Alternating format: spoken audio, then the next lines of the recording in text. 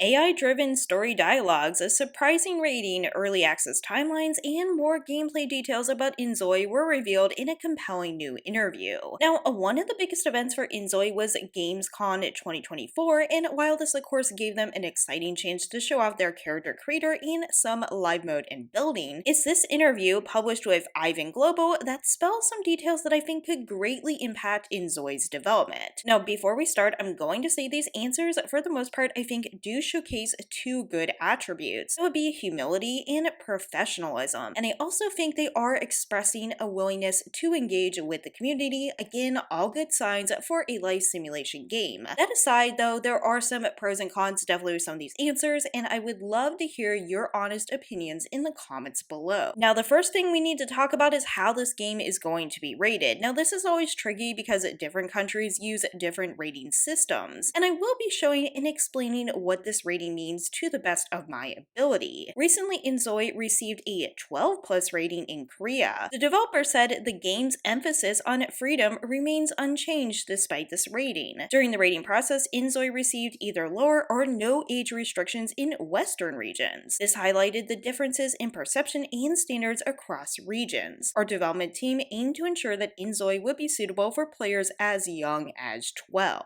You can see the scale here. Now, the lowest rating you can give a game, I believe, is A, which means all essentially, and then InZoi is rated at this 12. And then of course there are several ratings above that. So what does 12 mean? The content of this game has no representation of anti-societal ideas, distortion, or profanity of religion and public morals that would be harmful to children under 12 emotionally and physically. The content and motif of the game has no representation of obscenity, violence, reproduction of gambling that would be harmful to children under 12. However, there is some sexuality, violence, and improper language allowed. Now, we know there's going to be crime in this game. I'm guessing it's petty crime, of course, based upon this rating and just what we've seen so far. So it could be something as simple as a petty theft. You can also die by car crashes. Now, it is unclear, again, exactly how this rating is going to impact this game. Again, if I get any more information, I will let you know. These standards are very vague. For example, what is harmful for children that are 12 and under? What isn't harmful? That is definitely a subjective measure, and I think this would be worth diving more into, but definitely a little bit surprising. Now, as we know, games as complicated as this do tend to run on difficult timelines, and we want to know, is there a possibility this could be pushed back? Do we think we're actually going to get the early access date this year? The producer answered, developing a new genre of game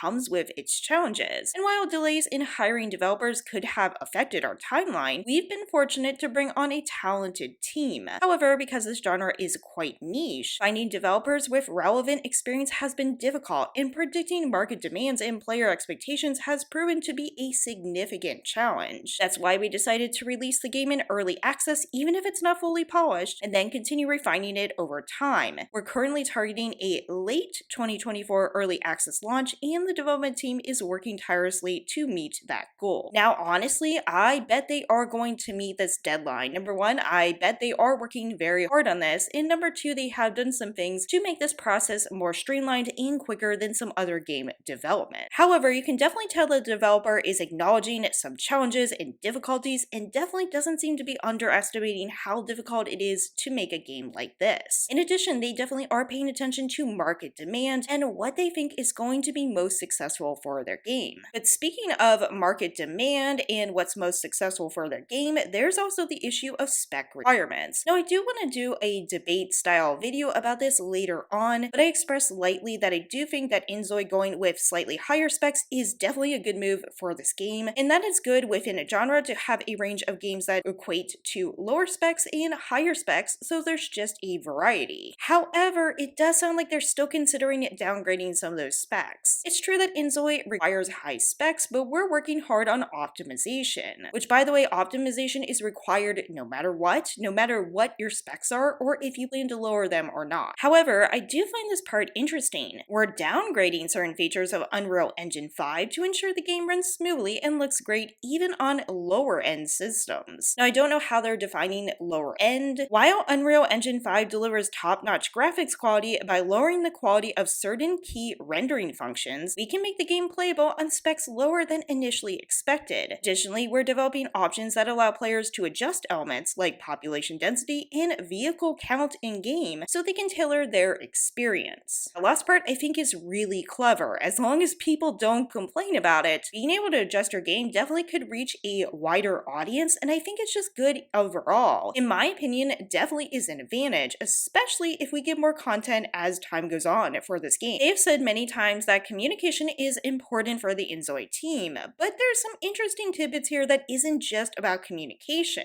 From a content perspective, there's been a significant expansion since last year. For instance, Bliss Bay, inspired by American Santa Monica, is 2 to 3 times larger than our previous city. Added new content like city building, AI integrated objects and texture creation, but also AI-driven story dialogues. So yes, it is good to be getting, of course, some feedback, and I think it's interesting what they're focusing on here. We also know that they are planning to do yet another city in the future, and they talked about accurate depiction being really important. When they developed Bliss Bay, they focused on accurately reflecting the culture and lifestyle of the region. They conducted research, consulted with Krafton's overseas offices, and even hired locals to ensure authenticity. Of course, they're also using technology like Google Maps as a tool in the process. Now, along with this, there of course is a realistic focus for this game. This is definitely a game that's embracing realism, and along with that does come with just a little bit of product placement. Now, products or real life products in games is not unusual whatsoever, and in this case, I'm not too surprised by this collaboration. This collaboration in particular is with Samsung Display, but when asked if they're going to pursue more real life products in game, their answer of course was rather ambiguous. We are in discussions to explore how we can create meaningful partnerships. Once any collaboration details are finished, we will provide more information. And like I said, this is definitely not a Krafton or InZoi specific thing. In fact, for The Sims, we just got a survey about tons of different brands and products and asking Simmers if we've ever heard of them. So I'm just saying this is pretty much a normal thing, whether you're excited about it or not. And it will be interesting to see if they pursue a lot of this or it's just going to be every once in a while. And honestly here, even though I'm not a huge fan of all brand collaborations by any means, I don't really see anything inherently wrong with this. It's pretty much something that would fit decently well in your game. However, I do know some people don't like spot-on things like this. Some people think it breaks the immersion of the life simulation game. But again, this is InZoi and they definitely are going for that realism, and they're going with real-world locations as well. So to me personally, I don't think this would break the immersion of what the game is going for. And while there are definitely some pros and cons to these answers, I think at least the developer seems to have a good mindset and understanding that this is a challenging game to make. I emphasize this because I think that Life by You was in part cancelled because they didn't fully embrace the challenges and the amount and extent of resources they really needed.